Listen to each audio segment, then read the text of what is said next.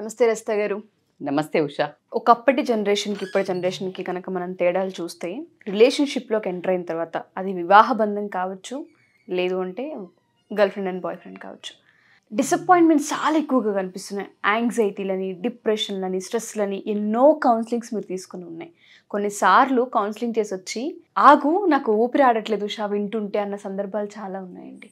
ఎందుకు అన్ని షాకులు చూస్తున్నారు? ఆ డిఫరెన్స్ ఏంటి అంటారు అసలు? ఎందుకు షాక్స్ తింటారు అని అంటే రిలేషన్షిప్స్ని బేసికల్గా మనం ఒక కంపారిజన్, మీరు షాక్ అని అన్నారు కాబట్టి నేను అదే పదంతో కంపేర్ చేస్తే కనుక it is like electric current. Relationship electric current అంటే ఏంటి అంటే నువ్వు రైట్ పర్సన్ తోటి ఎలక్ట్రిక్ కరెంట్ ఏం చేస్తుంది అసలు మన జీవితంలో అన్నీ సాఫీగా సాగనిస్తుంది. అంటే ఒక మంచి లైట్ వచ్చింది అని అంటే ఎంత ఉజ్వల ఉంటుంది, అంటే ఆ వెలుగుంటుంది జీవితంలో.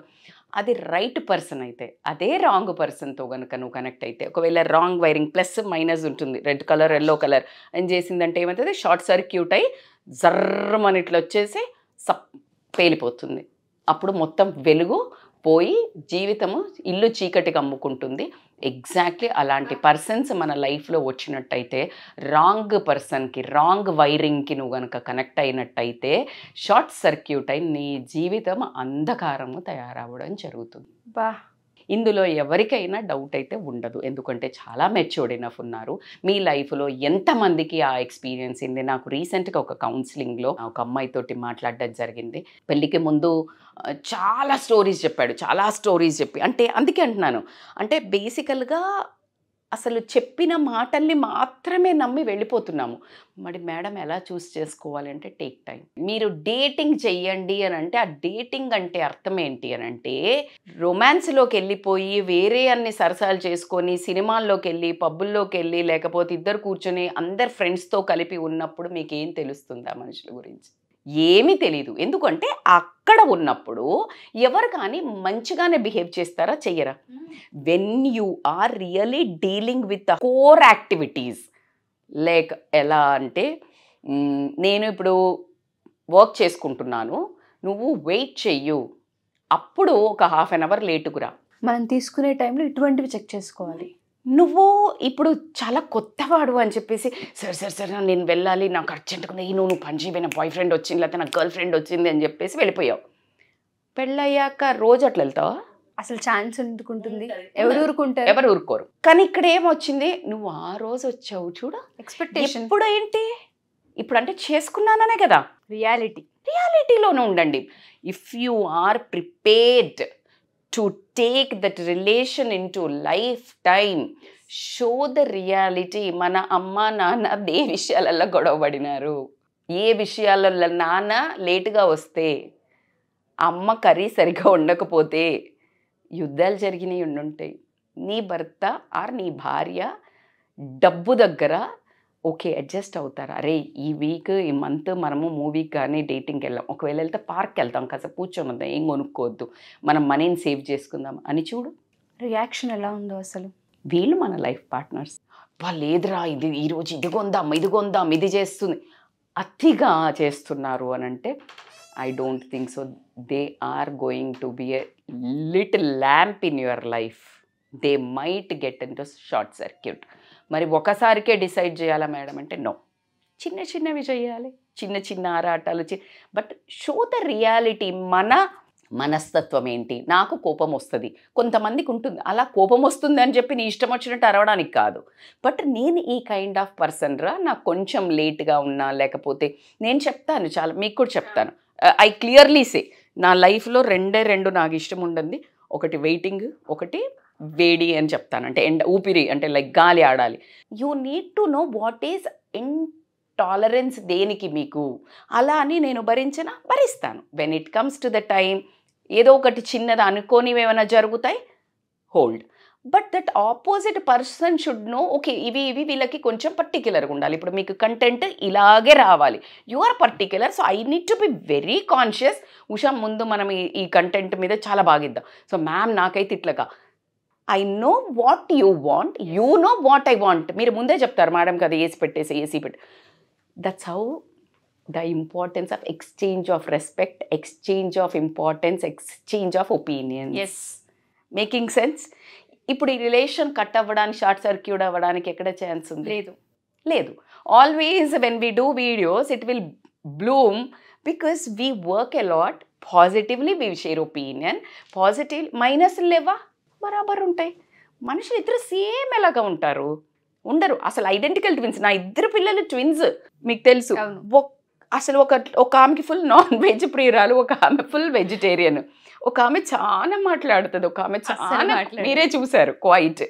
So it's like too much in differences. Like ఒక్క కడుపుల నుంచి 4 నిమిషాల తేడాతో పుట్టిన పిల్లలకే, ఒకే పెంపకంలా ఒకే రూఫ్ కింద పెరిగిన పిల్లలకే అంత తేడా ఉంటే, నువ్వెక్కడో ఈస్ట్ నుంచి, నువ్వెక్కడో వెస్ట్ నుంచి, నార్త్ నుంచి, సౌత్ నుంచి, లో క్లాస్ నుంచి, హై క్లాస్ నుంచి, ఎడ్యుకేటెడ్ నుంచి, మీడియం ఎడ్యుకేషన్, సాఫ్ట్వేర్, హార్డ్వేర్, ఇన్ని రకరకాల నుంచి వచ్చి తెల్లారే అంతా బాగుండాలి. మా అమ్మాయి కోడలు రాగానే ఇలా వండేసేయాలి, మా ఆవిడ రాగానే ఇలా గీతా గోవిందంలో విజయ్ దేవరకొండ ఎక్స్పెక్ట్ చేస్తాడు కదా, అలా ఉంటుంది.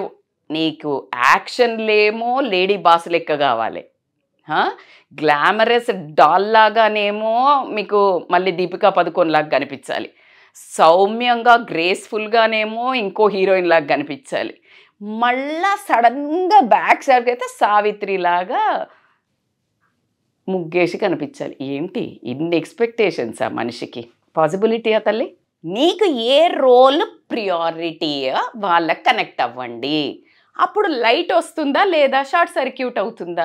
నువ్వేమో సావిత్రి టైప్ అనుకొని నువ్వు ఏ కత్రీనా కైఫ్ లాగానో లేకపోతే ఇంకొక అట్లా మోడ్రన్ అమ్మాయినో చేసుకొని నువ్వు ఇట్లా చేంజ్ కా అంటే షార్ట్ సర్క్యూట్ కాకేమవుతుంది? యుద్ధాలే అవి, యుద్ధాలా కాదా?